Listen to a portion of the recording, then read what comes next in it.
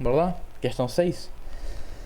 Essa daqui ela é bem simples, tu só precisa entender como usar os referenciais aqui, né? Eu nem digo referencial, mas como decompor os vetores para facilitar a tua vida, né? Porque, vamos lá. O que acontece aqui, né? Ele dá todas as informações e ele fala, sabendo que a distância entre A e B é de 1 metro, determine o trabalho realizado pela força F.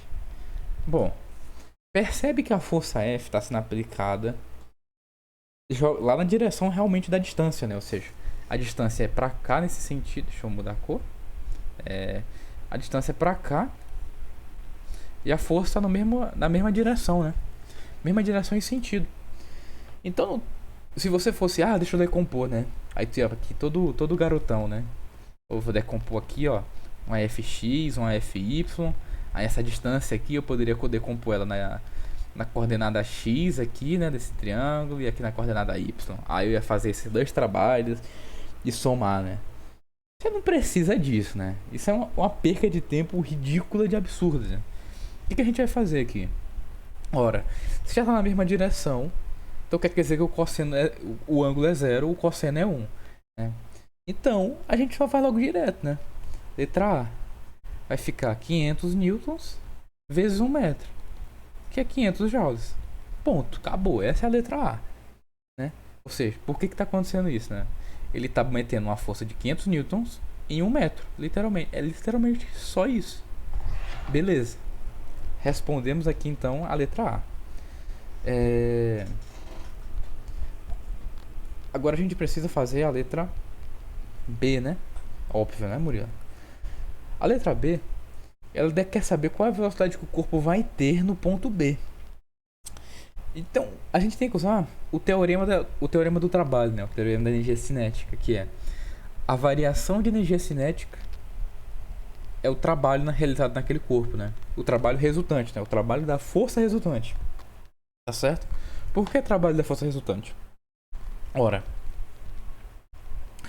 esse corpo aqui tem peso, né? Esse aqui é o peso dele. A gente pode decompor num PY e num PX aqui, né? Perceba que PY é perpendicular à direção que ele caminha, né? Ou seja, o trabalho realizado numa força dessa é nulo. Por quê?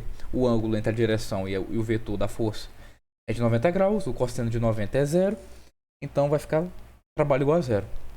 Tá certo?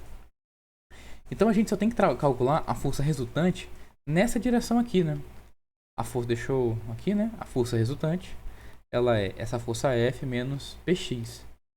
Px é seno, né? Então vai ficar seno de 30, que é meio. Então vai ficar 500 newtons. O bloco pesa 50, seria 500 newtons. Metade disso é 250, né? Porque esse aqui é mg seno, né?